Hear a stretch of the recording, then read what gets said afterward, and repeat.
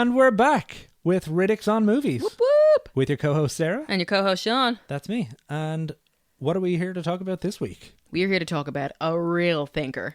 A real thinker. A real top quality film. This is one for the ages. Super duper. It is called Thrash.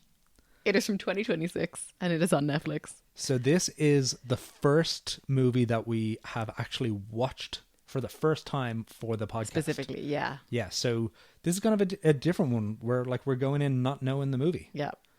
So for anyone who hasn't watched the movie yet, it is on Netflix. There are going to be loads of spoilers in this movie. Yeah. Because there's a lot of plot. That is a lie. But if you haven't seen the movie and you want to watch it fresh, Yeah. turn this off, go watch Thrash, Yeah. and then come back and have loads of fun with us. It's a tight 90. Hour 26. Grand. I think I wrote that down as one of my favorite parts of the movie. It's not as long as other movies. All right, let's get into the IMDb Yes, plot read summary. me that, please. When a Category 5 hurricane decimates a coastal town, the storm surge brings devastation, chaos, and something far more frightening. Hungry sharks. Who doesn't like a shark movie? I mean, look, it's great. They're great. They are great. What a concept. I like a shark movie as a genre, I have to say. I don't watch them much. They range from, being really famous, great movies like Jaws to being really stupid movies like Deep Blue Sea. Okay. And I know I'm supposed to say that Jaws is one of the best movies ever and it's one of my favorites, but I would much rather watch Deep Blue Sea because it's big, dumb fun. But that's because we like stupid films. We do. We like B, C, D movies. Yeah.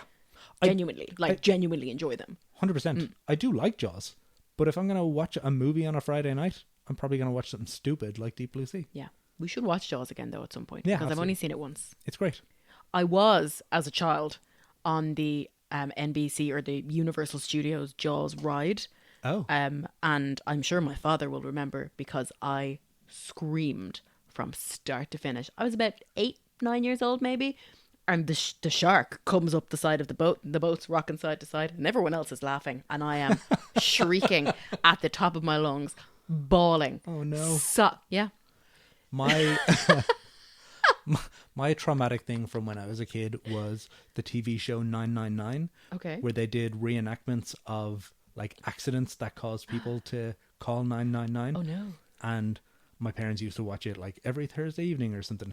But I don't remember what it was, but there was one reenactment that was obviously very traumatic. And I sobbed and sobbed. Oh, no. And then every week when they turned on 999, I freaked out. Oh, no. I was like, turn it off. And they're like, no, leave the room. Which is much more Funny. reasonable. It is much more reasonable, yes. But yeah, that's what traumatized me. No sharks jumping out of water. I do have a vivid memory. I've no idea what the show is. I've no idea why it was on the TV because I don't believe we did watch 999 every evening or whatever in my house. But I think it was on National Geographic or something. But it was a reenactment as well of a guy who was on some sort of farm machinery and disturbed a beehive. Oh no. And they had I don't know if they had the 911 call or if it was a reenactment, but he's screaming into the phone, help, I'm being attacked by bees. And they're all over his head and he's just screaming that he's being attacked by bees. Oh, no. And I vividly remember it. I can see it on the TV now. Never been able to find it again.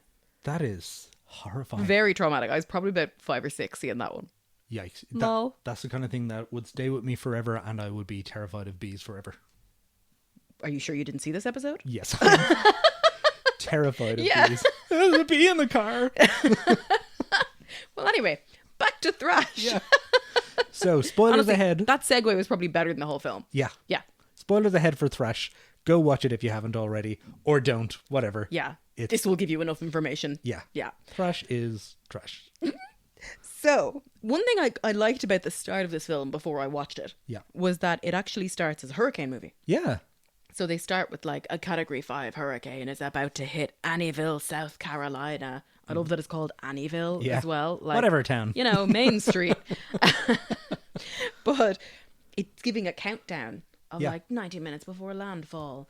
And the TVs are going, get out now. If you're staying, write your name on your arms in Sharpie so we can recognize your corpse. Yeah, very dramatic. It's so dramatic. But also all these people, Obviously, I know there's like a whole political thing in the US. We don't suffer these kind of natural disasters, so we just know from movies. Yeah. But there's a whole thing in the US where, mandatory evacuation orders are kind of, they're like, what's the word I'm looking for? They're class sensitive because some people have the financial ability to leave. Some people do not. Yeah. They're forced to stay. They're disabled. They're ill. Whatever it is, they've no method of getting out of the city, and there's no support there for them. All the characters we meet are quite clearly middle class people who can get out of the city, but elect not to. So as far as I'm concerned, these people are fucking assholes, and they should be left to die. Yeah. Anyway, so the movie centers around kind of like 4. I'm gonna say groups. Say groups. Okay, so there's Lisa, who is a pregnant lady who is still in town because she, like, work wouldn't let her leave. Yes. And then she is like, oh, I better hop in the car and try leave town now as the water like surrounds my ankles. 15 minutes to landfall. Ridiculous. And she's 38 weeks pregnant. She was like, no, I have to come to work. It's like, no, you need to go. Yeah. You need to go. Do you know what? Sorry, guys. I'm going to leave. Yeah. Because do you know what? Everyone else at work that day is dead now. Yeah. So you run the factory. Yep. Anyway. So that's Lisa. Then we have Dakota, who seems confused that there is a hurricane. So she like wakes up. I think the idea with her is that she's like a late teens, early 20s gal. Her parents have died. I think her mother has died recently or something. Yes. And she's been left the house. And she's kind of just lounging about and seems really confused that she was supposed to leave town. Yes. But now it's too late, so she can't leave. Yes. Then there is elsewhere in another town, her uncle, who's played by Jimon Hansu. Who we love. We Yeah. We talked about him in Guardians of the Galaxy. Yeah. He's the best. His whole story arc is, I better get back to Annieville to try rescue Dakota. Mm-hmm. And he doesn't really do a lot in the movie. Yeah. But it's nice to see like famous face in there. And he's like a marine researcher or something. Yes. Because there's a really clunky, I made us rewind it, because there's a really clunky thing at the start of the film where we meet him for the first time. I don't even know his character's name. He is like Dr. Dale Edwards. Well, we meet Dale Edwards for Dr. Dale Dr. Edwards. Dale. Apologies, for the first time. And he's standing like on a dock next to a boat. And him and his colleagues are talking about, oh gosh, the storm's coming. It's category 5. Gosh, what are we going to do? And then the camera just smash cuts to marine research on the side of the boat. Okay. And then it smash cuts back to them. But like, it's not in the background. They don't discuss it. They may as well have put it in like Comic Sans across the screen, like a 90s PowerPoint. Yeah. Yeah. So I really enjoyed this film. I know I'm giving out about it so much. It was so crap. Big dumb fun. Yeah. So that's the third of our groups. Yes. Dale and his people, his fellow marine biologists nerds. or whatever. And then the fourth is 3 foster kids who live with their hick foster parents who are... They suck. And they're just like... They're claiming the check every week or every month for having these foster kids, but they're mistreating them and so on. Yeah. So that's our 4 groups who are all now... At risk of this hurricane. Yes. And the hurricane kind of goes away and then it's just floods. Yes. Is that right? Yes. So it kind of goes landfall, water. Then it's just a shark movie. Yes. It is baffling. So, for some reason, right as we meet... So Lisa is played by Phoebe Dynevor. Okay. Who ladies would know from Bridgerton. Okay. Everyone else would know her as the daughter of the actress who plays Sally in Coronation Street. Okay. And once you know that, you can't unsee it. Strangely, that did ping with me there. Yeah, because once you see it, you're like, oh, fuck yeah, they're actually the image of each other. Yeah. Except she's not screaming at Kevin the whole time. So that's another piece. I didn't bother writing down anyone else's name. Yeah. Because Jimon Hansu was there and nobody else really seemed to have any measure of a career. Yeah.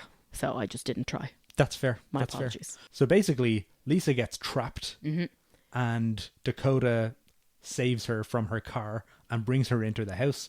And then the floodwaters are rising and she goes into labor. Yes. And then it's like race against time to try, I don't know, stop the sharks. Win. I don't know. Most importantly is Lisa is racing through town in her Mini. Yeah. Trying to get away from the floodwaters. Like, they're in her rearview mirror. You're done for, Lisa. Yeah. For some reason, there is a colleague of hers driving a massive tanker full of blood. Full of blood. What would you need that for, do you think? I don't know, but in an earlier scene, he stops off to get like a blood refill. Yeah. Like you see them like fuel his tanker with blood. Yep. I don't know what that's about. Nope. It's some sort of butcher thing. So unless they're like, well, it's time to transport the blood. Again, Category 5 hurricane making landfall is the perfect time to go, well, I need to make my weekly blood delivery, I'm afraid. So you're just going to have to wait. Yeah. So he does try to like to help her and give her car a nudge over a branch, but it doesn't work. His tanker breaks open and floods all the water with blood. And then we see sharks incoming. Yeah. And then like she crashes into a tree and she's trapped by branches. And then the sharks arrive. So the guy in the tanker tries to save her, gets immediately eaten by sharks. Poor guy. Some other guy in a boat shows up. He tries to save her. Savaged. Yeah, they were doing really nice things. Yeah, everyone in this movie is trying to help each other, which is nice. Yeah. Well, a lot of people. Some people are not. Yes, that's true. Some people are bad. Yeah. But yeah, so they get savaged. And then we have this whole scene where, what's her name again? Dakota. Yep. In the house can see Lisa and is like, cool, I'll come get you. Eventually, after a lot of convincing, she's like, there's sharks there. Get fucked. I don't care if you're pregnant. Yeah, like, I'd just hide. Yep. I would be like, well, I'm going to remember your screams, but I'm not helping. So she climbs out and goes to help Lisa. Manages to get her out of the car. And then, again, smash cut. They're back in the house. Oh, yeah. We don't see a climb. We don't see a struggle. Yeah. We see, well, they're in the house now. Cool. Let's go see those foster kids. Yep. And then meanwhile, the foster kids, the foster parents have tried to abandon them. They're like, fuck these kids. Let's just get in the pickup and bail. But then the foster mother gets immediately eaten by a shark. Yes. The foster father gets his hand bitten off or something by a shark. We think he's dead. We think he's dead, but he's not. And then the foster kids are like, what the fuck do we do? And then they basically spend most of the movie standing on the kitchen counter. Yes. An issue I have with this is so we're like keep flitting back and forth between Lisa and Dakota in Dakota's house and the foster kids in that house. In the foster kids, they're standing on the kitchen counter and the water is just at that level. But in Dakota's house, they're upstairs and the water level is rising above the bed. Yes. I'm like, these guys are in the same town. How is the water level so disparate? Perhaps they're up a hill or something, because we do see them earlier like jumping into the swamp. Okay. Which makes me feel like they're in lower lands. Yeah. But I don't fucking know. I don't think this is great filmmaking. No. Important to note that this whole thing was filmed in Australia. And you can tell by everyone's accents. Because the whole cast, bar like 3 people, is Australian. Yeah. And Yeah. everyone, I guess, is trying to do an they're American doing accent. something. Yep. But yeah, it's not going well. No. So yeah, the foster dad eventually comes back. He's not actually dead. And then I think he's like being a dick, and one of the foster kids kicks him off the counter, and then he gets killed. Yes. Which, comeuppance. Yeah. Hooray. Murder. Yeah. Whatever. Shark murder. Yeah. Then, in the background, I'm not pronouncing his surname right. Okay. Jimon Hanshu, Honshu? I think. Cool. Well, either way, Dr. Dale Edwards Yep. is on his boat and is on the way to Annieville. He's sailing down the motorway Yep. and following the signs to Annieville, South Carolina. And like with no drama whatsoever. It's just he's on like, the way. Yep, following the road. They're really just like, all right, we've got this guy. He's an actual actor, Yeah. so let's get some more scenes Let's in. give him something. Yeah. Then for some reason, so your one's gone into labor. Yep. Then your one's Dakota jumps out the window to get a boat. Yes, that's it. She sees a rowboat that someone had been on, and she's like, we got to get you out of here. I'm going to go get the boat. Yes. So I'll jump into these shark-infested waters and hope for the best. So it's nighttime. Yep. She sets up decoys. Yes. Or something. She's got like some little vibrators or something. Oh, and that she throws them into in the to water. be decoys, yes. Yeah. And then she gets to the boat, middle of the night. Yep. And then she gets to the boat. And then it is morning. Yes. She falls asleep. She goes, well, I've gotten to the boat. Yeah. I'll have a little lie down. I'll have a nap. Meanwhile, Lisa's in labour. Also falls asleep, I believe, because she wakes up with the bed in the ceiling. Yeah. Thank God it's a 4-poster bed. Yeah. She wakes up and the bed has floated to the ceiling. Yeah. Why are these people falling asleep? It's insane. This is insane. I'm speechless. So this dumb bitch is asleep out in the boat and then wakes up and goes, oh, fuck. Oh, shit, I left her in... Oh, bollocks. Yeah. And then didn't manage to get an oar while she was out there. No. I'll just paddle with my arms. Does then Lisa leave the house? Yes, she like can't wait. So she bails. She's in like super labor. I think it's the rising waters. And she's like, it's not safe. I gotta get out of the house. So she goes out the window, and then she like goes underwater, and then suddenly has a baby in her arms. Yes. There's just a splurge of blood. Yeah. And then she has a baby. She cuts the umbilical cord with a splintered piece of wood. Very hygienic. That's great. I don't feel good for this baby's future. Don't. They are in horribly poisonous floodwaters. Yeah. It has got to be very cold. There are sharks. Look, they'll have a hell of an immune system. So then something else happens. Then the lads arrive. The sharks are whipping around the water, and I think, yes, one of the sharks comes flying at her, and she stabs it with that very piece of wood. Yes. And just as it comes back, Jimon Hansu arrives back and like shoots the shark. Except then there is another shark coming at them. But who arrives? Only a shark that we met earlier in the film who's pregnant. Oh. And the big pregnant shark defends the lady who's just had a baby from the other sharks. Okay. Because moms, there are layers to this. There are layers. There are layers. Like a very big onion. This is like a big sexy onion. Yeah. With shark layers. Shark layers. This is ridiculous. This is a ridiculous film. And like she puts the baby on like a floating piece of wood, like Rose at the end of Titanic. Yeah. And like, I don't fucking know. Like, it's just like, what are you doing? Don't let that child out of your arms. Yeah. Your one can't make it over with the boat, even though like when we first see the boat, it's maybe 50 feet away from the house. Yeah. And all of a sudden, it's very much further away. Yes. So then the lads arrive and they just rescue everyone. Yeah. And in the meantime, what happened to the kids? The kids, I think, they get in the truck. The truck is like fit for use in water or something. And then it's got a snorkel. Yeah. Which in fairness, that is Dante's Peak accurate. Okay. So it's probably accurate here. I don't know how American vehicles work. That seems a bit sci-fi for me, but I'm sure it's actually... I think it's got a snorkel, so it means the engine doesn't get completely flooded with water. There's still an air supply going to it. Okay. I don't know that. Cool. I'm guessing. Well, the kids drive off in this snorkelized pickup truck. And they have some shite lines here as well. Because one of them goes, hey, let's go home. And the next one goes, where's that? It's like, why did you say let's go home? If you don't have a... And then it's like, wherever we want it to be. And then they just go for a fucking drive. Whereas like it's a 14-year-old driving the car and then his two little siblings. What is the theme here? I don't get it. But anyway, the movie ends basically with happy endings for all of the nice characters and death for all of the not nice characters, which is really just the foster parents. Yeah. And that's it. That's it. Yeah. Do you have a worst part and a best part of this movie? My worst part, what I wrote down is, the gal in the house goes to get a boat and then just falls asleep in the boat for hours, abandoning the woman in labour for a nap. Yeah, that's fair. That's a pretty terrible script writing. Yes. Yeah. Like it's just, that's my personal worst part. So what about yourself? I've got two. So one, the accents. I was just going to say the accents would be my other one. Absolutely dreadful. Shock. Flaming galahs all over the place. Everyone here is clearly from Australia. Yes. And then the other is, there's not actually that much shark action. No, you don't really see them. You see some fins. Yeah, you see. Like they I feel like they really just have scuba divers out there. Yeah, they clearly didn't have big shark budget. So there's not, in this shark movie, not a lot of sharks. Yeah. Probably could have been more of a hurricane movie. Yeah. To be honest. What about favourite bits? So, there aren't many to pull from. Yeah. But the one I wrote down was that they don't bother showing the two girls climbing back inside the house. Yeah. They just go, look, they've gotten there. Yeah, it's fine. Figure it out. Don't worry about it. Don't even worry about it. Well, again, 39 weeks pregnant woman. We don't get to see her clamber over trees and sheds and roofs. Yeah. Just know that she did it. It's fine. All good. Yeah. What about you? I have, again, two best bits. Funny. The accents. One of them is, and I put an exclamation mark after this, Ooh. only 90 minutes. So that's good. Yeah. And then the other one, I have a question mark after it. Some of the flooding looks well.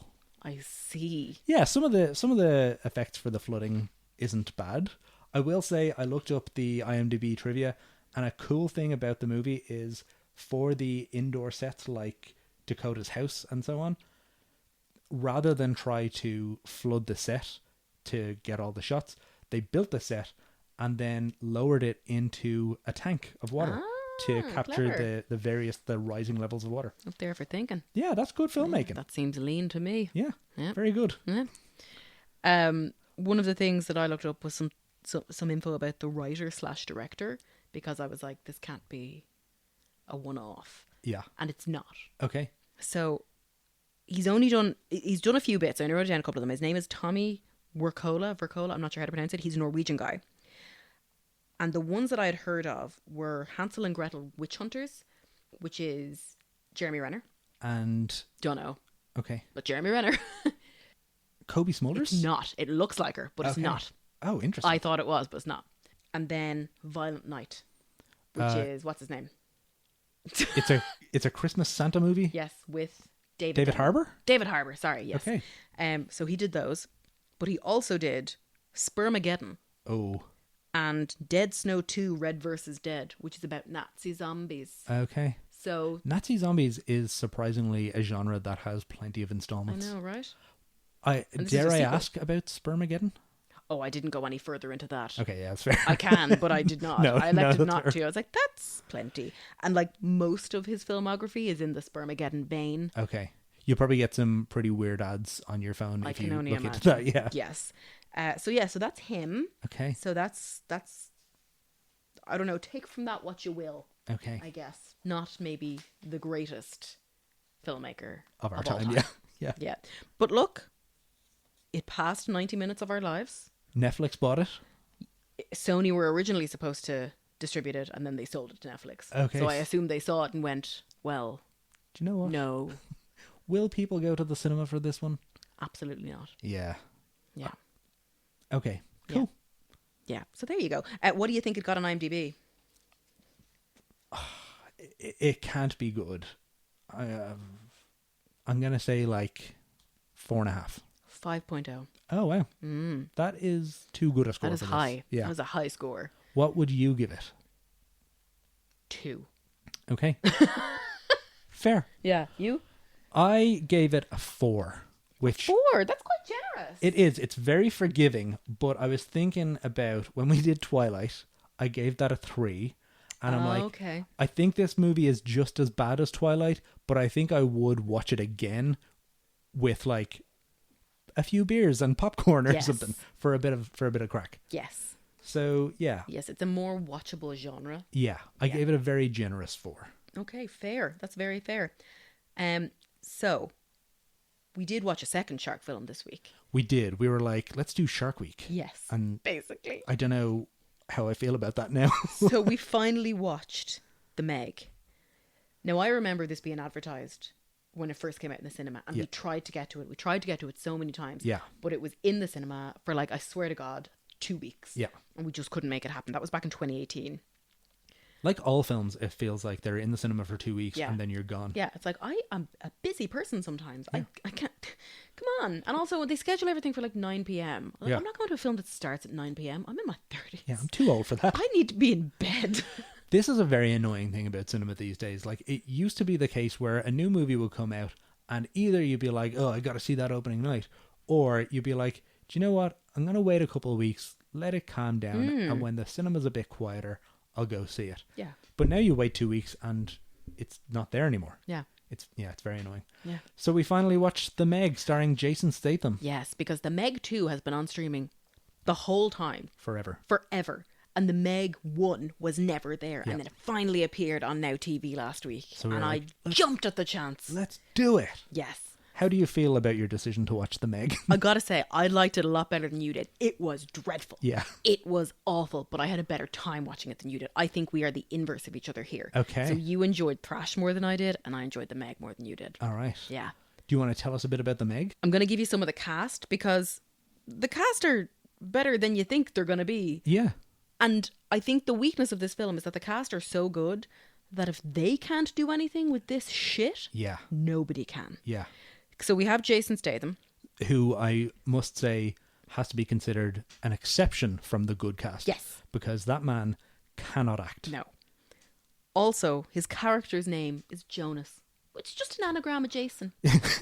So, They're like, we better give him something easy. yeah, we don't want to confuse him too much. You wouldn't want to call him John or something. So he's Jonas. Jonas. We have Bing Bing Lee, who was in Resident Evil Retribution as Ada. Oh, okay. Yeah. Yeah. So the Resident Evil movies are some of the worst trash I've ever seen in my entire life. I am a huge fan of the Resident Evil games, and as a franchise in general, I like it. If something comes out with the name Resident Evil on it, I'm going to watch it. Those movies, I think there were like 7 of them, and they get worse as you go along. The first one is not great, but every one that comes after that is worse than the one that came before it. Love it. It descends in the final one. I know I'm getting off on a tangent here. I'm sorry. They're so bad. I went to see every one of them in the cinema. Some of them, I think, multiple times. The last one, subtitled The Final Chapter, I went to see that in Cineworld. By the time I finished my popcorn, I was like, that's enough for me. Oh, no. And I left, and I've never seen the end of it. Wow. Because it was that bad. That's amazing. And you know how much I love a bad film. Yeah. That must be really terrible for you to walk out of the cinema. Yeah. Because I think we've only walked out of the cinema twice in the time we've been together. Yeah. One was that one that you went on your own, and I made us leave a Star Wars film. Yes, Rogue One. Rogue One, because I fucking hated it. Yeah. Again, we finished the popcorn. I was like, I cannot stay here. Yeah. And I really enjoyed Rogue One, but I get it. Yeah. I get it. I also walked out of Mad Max Fury Road because, okay, so for a couple of reasons. One, I wasn't really digging the film. It's basically a huge long car chase with, good stunts and stuff. Yeah. But I just wasn't feeling it. And then I wanted to go buy comics, and the comic shop was closing soon. And I was like, well, if I leave now, I can go buy comics. So I finished my popcorn and off I went. Mad Max Fury Road is a very well-regarded film. I think there's a lot of good about it. Just wasn't for me. I was just like, yeah, fuck this. I want to go buy comics. That's fair. Yeah. Well, see, Star Wars I came to as an adult. I never watched it in my childhood. So I don't have that nostalgia factor of it. I was just like, this is shit. Yeah. And I know what happens at the end because it's a prequel. Yeah. They're all going to die. I have a big problem with prequels as well. It's fucking stupid, especially when they're all going to die. At least if they're going to live or something, you have somewhere to go and you're like, oh, I don't understand how they got there. Where it's like, these are a bunch of corpses floating through space. Yeah. Like, anyway. So Bing Bing Lee was in Resident Evil. She was. As Ada Wong. Very good. Rainn Wilson. Oh, yeah. From The Office. I forgot about him. The one we talked about last time, Super. Ugh. Yeah. I'm going to struggle with this. Olafur Dari Olafsson. Yes, he was in Severance. Yes. He's really good. Big tall guy. Yeah. Masaoka. Yes. Hiro Nakamura from Heroes. Yeah. Yeah. And also loads of other shit, but that's what I know him best from. A guy called Cliff Curtis, who I hadn't come across, but you knew him. He's in Monarch and Fear the Walking Dead. Yeah, he shows up in a bunch of stuff. He's really good. He's tons of credits. Yeah, he's great. Yeah. In fact, he is Australian. New Zealand. I did not know that. Up until this movie, I thought he was American. Because you'd always heard him speaking an accent. Yeah, but he's obviously very good at the accent because it never came through. Yeah. Then we have Ruby Rose, who I know I've heard of her, and I see that she's in the Arrowverse as like Batwoman, and she did all the Supergirl Flash CW shows. Yeah. I don't really know anything about her otherwise. I don't think she is a good actor. I don't think she... I know she was in Orange is the New Black, and I think that's what launched her. I think she was a model before that. I don't think she can act. This is the only thing I've seen her in, so I don't know that I can judge her accordingly. She definitely gave a better performance in this movie than most people did. Yes, she did. And then the last person I'm going to talk about is Paige Kennedy, who was just in one episode of everything. Again, a lot of stuff on his IMDb, just not stuff we've seen, but did the CSI, Law and Order circuit back in the day. This is directed by John Turteltaub, who brought us Cool Runnings, While You're Sleeping, and National Treasure. Wow. So I am astounded that this film is as bad as it is. Yeah, that guy can make movies. Yeah, not this one. Not this one. This one sucks. So bad. Yes. I don't know who to blame for it. No. Obviously, a terrible, terrible script. Yes. But, that guy can clearly direct a movie. He didn't turn this script into anything good. But, I'm sure that's very much an uphill battle. Yes. Because, again, I'm like, if Rainn Wilson can't get me the energy I need... Yeah. What are we doing here? Yeah. So, to give a little overview of the plot for all you poor unfortunates. Yeah. They're on some sort of sea lab oil rig thing at sea. Futuristic underwater lab. Yes. They lose 3 of their staff. Hiro Nakamura, the guy from Severance, and then a gal whose name I didn't get who's in Home and Away. Okay. They go down underneath some layer of something at the bottom of the Mariana Trench or something like that, and they find a new segment of ocean. With its own ecosystem type of thing? Yes. Yeah. And they go down with their big fuck off lights in their big stupid little submarine. And the whole time I was thinking of those lads who got crushed in the submarine going to see Titanic. Yeah. Yeah. No thank you. claustrophobia plus plus. Crazy. Ick. That whole thing was crazy. Nutso. And shocking. Did you watch the documentary about it? No. It's worth watching.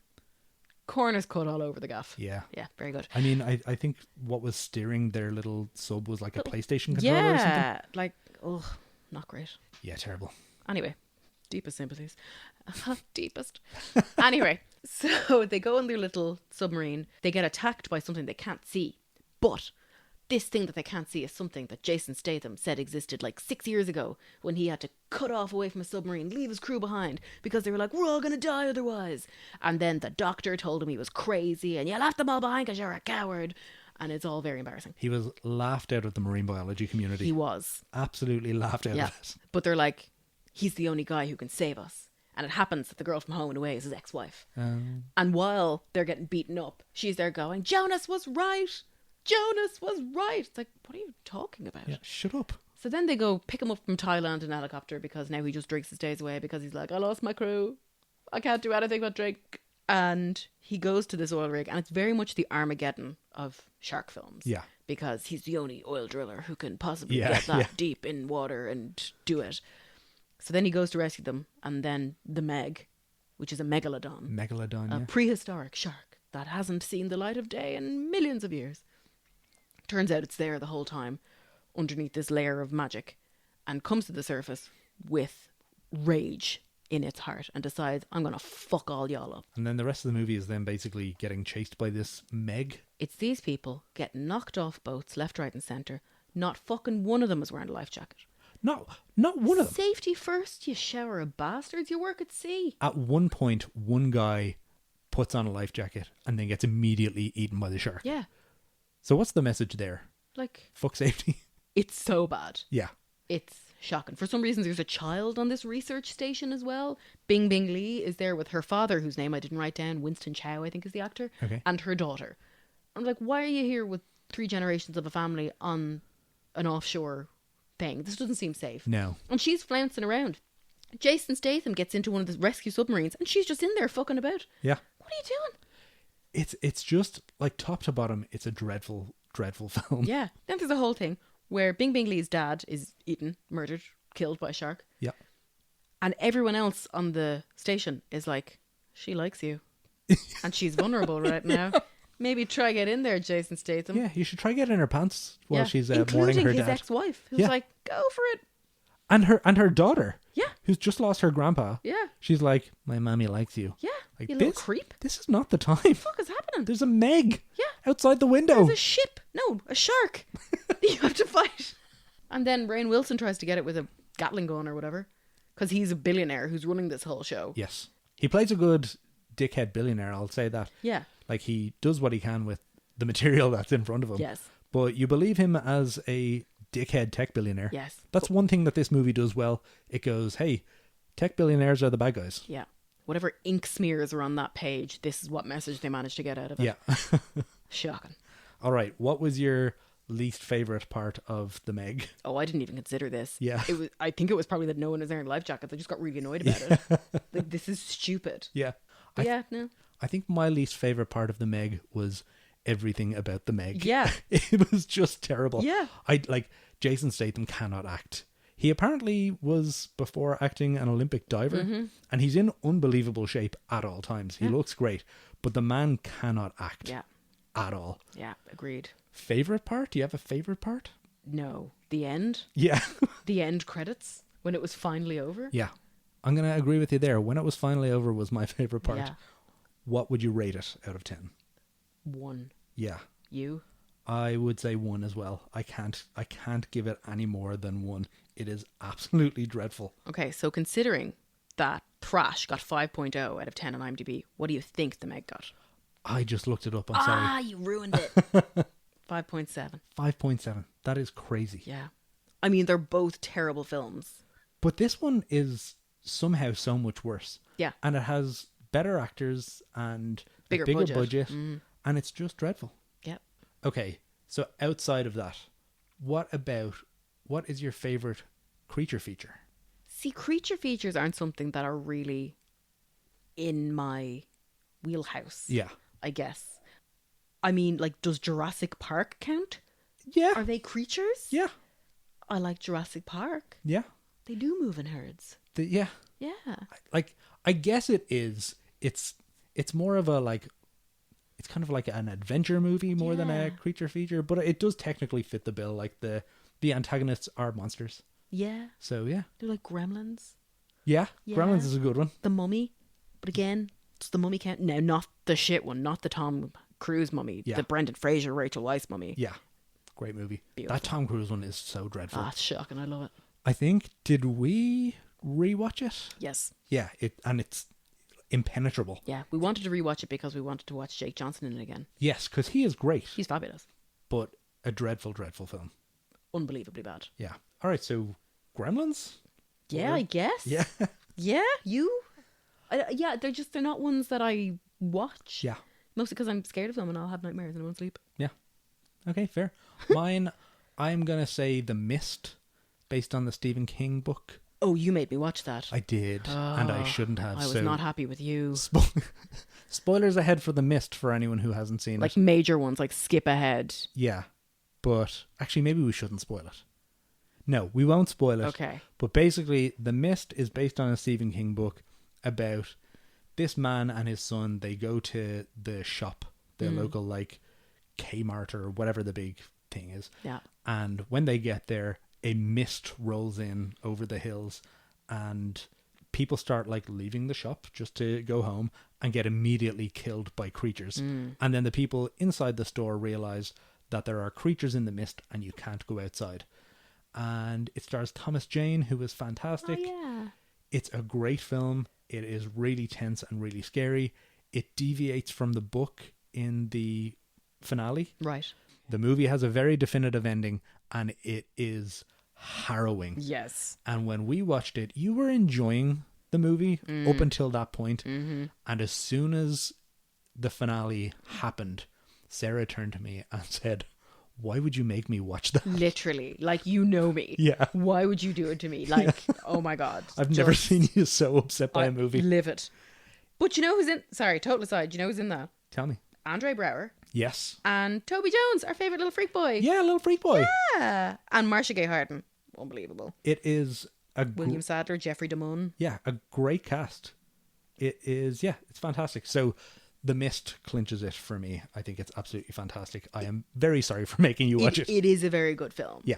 But They did do a Netflix TV show version of it a few years ago. That was almost very good, but it just kind of didn't get there in the end, and then it was cancelled after one season, so they never really got to resolve it. But yeah, The Mist, that's my favourite creature feature, I'm going to say. So that's a Stephen King, and they changed the end. Didn't they also do that for The Long Walk last year? They did. Yeah. Yeah, they changed the ending of The Long Walk, but not like... They basically did a little bit of a switcheroo. They just switched the final. Yeah. Yeah. Again, no spoilers. Yeah. But that was Compared to really the book. good. I really enjoyed that because I had read the book, so I knew what was going to happen over the course of the film. But then I got a little surprise at the end because they changed it. And I was like, okay. Like, sometimes when the end of a book is changed in a film, you feel a bit kind of done out of it. Yeah.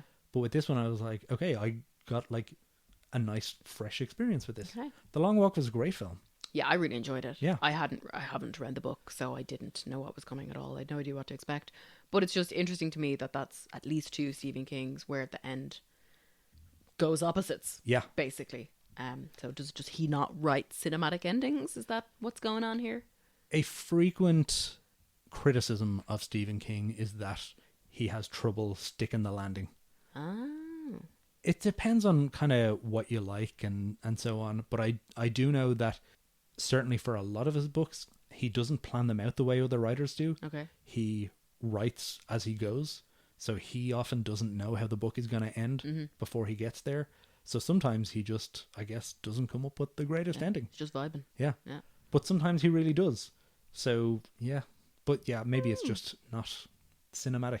But he has said himself that the ending of the movie is 10 times better than the ending of the book. He's like, I wish I had come up with that. I'm so jealous. It is unbelievable. Yeah, it's harrowing. It's so harrowing. It's Yeah. one of the most harrowing films in the world. Oh my God, yeah. But I do recommend it. It is fantastic. If you like a horror movie, if you like that kind of... Yeah, if you want to be left devastated, perfect. Yeah, it's so good. You know, you like, no. Yeah, I don't think you'll ever get over that. I like a happy ending in a film. Yeah. I like a nice closed, tied up in a neat little bow. Yeah. You'll get that with some Stephen King adaptations, like The Shawshank Redemption. Yeah. That's a nice happy ending. I love Shawshank. Yeah. Also directed by Frank Darabont, Yeah. who did The Mist. Yeah. Frank Darabont is the guy who can adapt Stephen King. Hell he also yeah. did The Green Mile. Ugh, man. Yeah, the guy is absolutely great. And then he developed The Walking Dead.